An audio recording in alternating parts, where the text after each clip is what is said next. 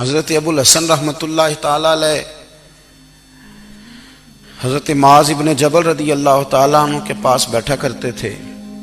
فرماتے ہیں ان سے جو پیار بڑھا تو پھر میرا مصلی سے بھی بڑھ گیا.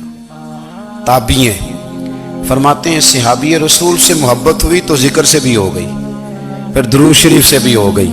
محبت ان سے بڑھی تو پھر اللہ نے مسجد کا پیار بھی بڑھا دیا. آپ فرماتے ہیں کہ میری ہر وقت طبیعت چاہتی تھی کہ بس اللہ اللہ کروں, بس اللہ اللہ کروں, بس نہ میں ذرا تھوڑی جان چھڑاؤں لوگوں سے, کو 10 منٹ ملے تو میں کچھ 4 نفل پڑھ لوں, میں تھوڑا سا نہ بچوں لوگوں سے, اور مجھے تسبیح ملے تو میں نہ کچھ 400-500 دفعہ استغفار پڑھوں, سبحان اللہ الحمدللہ اللہ اکبر لا حول ولا قوت الا باللہ, میں نہ تسبیحات پڑھوں. فرماتے ہیں کہ بچے تھے گھر میں 6-7, غربت تھی, کام ملتا کوئی نہیں تھا, اور میں کام چور نہیں تھا, کام ڈھونڈتا تھا, پر اللہ کی قدرت کے کام نہیں ملتا تھا. فرماتے ہیں کہ میں نے ایک دن اپنی اہلیہ سے کہا کہ آج میں پھر جاتا ہوں کام ڈھونڈنے. تو میری بیوی بڑی فرما بردار تھی, پر اس دن نہ غربت کے ہاتھوں تنگ آ کے کہنے لگی آج نانا کوئی تو چیز لے کے آیا, تو مجھ سے بچوں کی بھوک نہیں دیکھی جاتی. یہ سب روگاں دا روگ محمد جس دا نام غریبی, کنڈ بلا کے لنگ جاندے نہیں دوست یار قریبی. آج نہ کچھ لے کے آیا تو میں بچے لے کے میکے چلی جاؤں گی. شیخ فرماتے ہیں کہ میں بڑا پریشان گھر سے نکلا, پر میں نے صبح سے لے کے زور تک کام ڈھونڈا, کام ملا کوئی نہیں. تو میرے دل میں خیال آیا چلو کام نہیں ملتا تو اللہ اللہ تو کرے نا, چلو بندوں کی مزدوری نہیں ملتی تو رب کریم کی عبادت ہی کرتے ہیں. فرماتے ہیں کہ میں نے نا فرات کے پانی سے وضو کیا, نہر کے, شدید دھوپ تھی, ساتھ ریت تھی اور ریت تپ رہی تھی. میں نے اپنا رومال وہیں مصلی کے طور پر بچھا لیا, اور فرماتے ہیں کہ زور سے لے کر عصر تک نماز پڑھی. دھوپ بھی پورے زور پہ, پر میرے سجدے کا ذوق بھی پورے زور پہ. فرماتے ہیں سورج بھی چمک رہا ہے اور رب کی عبادت کا ذوق بھی پورے زور پہ. میں سجدہ کروں تو پھر میرا اٹھانے کو جی نہ چاہے. میرے استاد لکھا کرتے تھے, یہ ان کا شعر ہے, وہ کہا کرتے تھے مجھے سوز دے, مجھے ساز دے, اور مجھے نیم شب کا نیاز دے, دم سجدہ خود کو میں توڑ دوں, مجھے ایسا ذوق نماز دے. اور میں تیری بہار کا پھول ہوں, میں کھلا بھی ہوں تو تیرے لیے, مجھے میری شاخ سے توڑ لے, مجھے اپنی زلف کا ناز دے. بھائی فرماتے ہیں کہ عصر تک میں نے نفل پڑھے, دل ڈھلنے لگا, عصر کی نماز پڑھی اور میں وہاں سے چلا.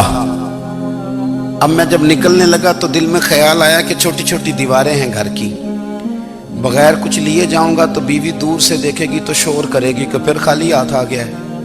کہتے میں نے اپنے اسی رومال میں جس میں میں نے نماز پڑھی تھی نا, رومال میں کی آخی دے پنجابی جسافہ کہتے ہیں, اسی میں نا میں نے کچھ ریت بھر لی کہ وہ دور سے دیکھے گی تو سمجھے گی کچھ لے کے آیا ہے, چلو جا کے اسے بتا دوں گا کہ آج پھر مزدوری نہیں ملی.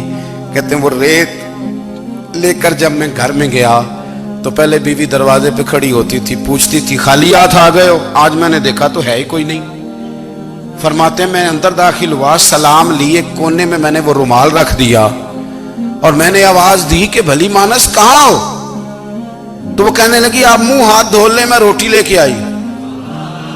میں نے کہا روٹی کہاں سے آ گئی, یہاں تو کئی دنوں کے فاقے, تو کئی دنوں کی غربت ہے, یہاں تو اس گھر میں تو فقیری ہے. فرماتے ہیں کہ وہ روٹی لے کے آئی اور اس وقت کی جو موجودہ نعمتیں تھیں, سمجھ لیں سلاد, اچار, ہر چیز ساتھ لائی. میں نے کہا کہ بچے کہاں گئے؟ کہنے لگی وہ کھانا کھا کے کھیلنے گئے, آپ کھانا کھا لیں آ جاتے. کھانا اس نے چن دیا. میں نے حیرت انگیز لہجے میں ساری نعمتیں اپنے دسترخوان پہ دیکھ کر کے بیوی سے پوچھا یہ کہاں سے آیا کھانا؟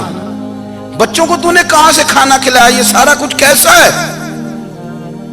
کہنے لگی پتہ نہیں آج آپ کس کریم کی مزدوری کرنے چلے گئے تھے, پتہ نہیں کس کریم کی, میرے گھر میں تو اتنی نعمتیں آئی ہیں کہ مجھ سے سنبھالی نہیں جا رہی, اتنا اناج ہے, اتنا گندم ہے, کس کریم کے دروازے آج چلے گئے تھے؟ یہ کہتے کہتے وہ اٹھی اور اٹھ کر کے کہنے لگی پہلے بڑا کچھ آیا تھا, اب کیا لے آئے ہو؟ اور جا کر کے نا اس نے وہ ریت والا رومال کھولا کہنے لگے میں تو لے کے آیا تھا ریت، تو میرے رب نے اسے بھی سونے اور ہیرے بنا دیا تھا۔ جب آپ کی توجہ اللہ کی جانب، میرے نبی پاک صلی اللہ تعالی علیہ وسلم نے فرمایا ہر چیز اپنے رب سے مانگ، ہر چیز مانگ، ہر چیز مانگ۔ یا رسول اللہ کیا کچھ؟ میرے محبوب نے فرمایا تیرے گھر میں نمک بھی ختم ہو جائے تو وہ بھی اپنے رب سے مانگا کر، تو مانگنا وہ تجھے دے گا، تو اس کی بارگاہ میں کشکول طلب دراز تو کرنا۔ اور ترمذی شریف میں عجیب لفظ ہے، رسول کائنات نے فرمایا، رب کریم فرماتا ہے جب میرا بندہ ہاتھ اٹھاتا ہے نا تو مجھے حیا آتی ہے کہ میں خالی کیسے لوٹا دوں اس کے۔ اتنے بڑے بادشاہ کی بارگاہ میں، او بھائی لوگوں سے عزتیں تلاش کرتے ہو تو وہ کیا تمہیں عزت دیں گے؟ وہ تو کل اچھا کہتے ہیں پرسوں برا کہنے لگ جاتے ہیں۔ لوگوں کے سامنے گڈ بک میں آنا چاہو گے تو وہ تو سویرے تمہارے بارے میں کچھ کہیں گے، شام کچھ اور کہیں گے۔ اپنی روحانی زندگی آباد کریں، اپنے مسلح کو وقت دیں، اور دنیا سے چھپ کر اس موبائل کو بند کر کے اور اپنے آپ سے بھی چھپ کے اور تنہا ہو کے چھپا کے سارا کچھ اپنے آنسو اپنے رب کی بارگاہ میں پیش کریں، اس کے حضور حاضری دیں۔ سنو نا ترمذی کی حدیث، اور اسے یاد رکھنا، نبی پاک علیہ السلام نے فرمایا اپنے دکھ لوگوں کے سامنے نہ بیان کرنا، سیٹھوں نوابوں کو نہ بتاتے پھرنا، دنیا داروں کے سامنے جا کے نہ رونا کہ میں تکلیف میں ہوں۔ فرمایا اگر دنیا داروں کو دکھ بتاؤ گے رب تمہیں کبھی غنی نہیں کرے گا۔ اور لوگ ہیں کہ الٹا مذاق اڑائیں گے، آپ کی جس سے بڑی پکی یاری ہے نا، پکی، وہ تب تک پکی ہے جب تک آپ نے 50,000 مانگا نہیں، اور جس وقت آپ نے کہہ دیا کہ میں مجبور ہوں میری مدد کر تو پھر ختم ہو گئی دوستی۔ لوگوں کی تعلقات آپ کے ساتھ تب تک ہیں جب تک آپ ان سے کوئی ضرورت وابستہ نہیں کرتے۔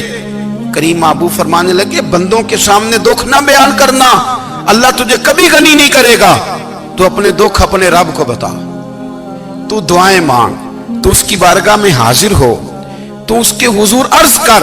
فرمایا اپنے دکھ اپنے رب کو بتا، وہ جلدی کرے یا دیر سے کرے تجھے ساری دنیا سے بے نیاز کر دے گا، تجھے کسی کا محتاج نہیں رہنے دے گا۔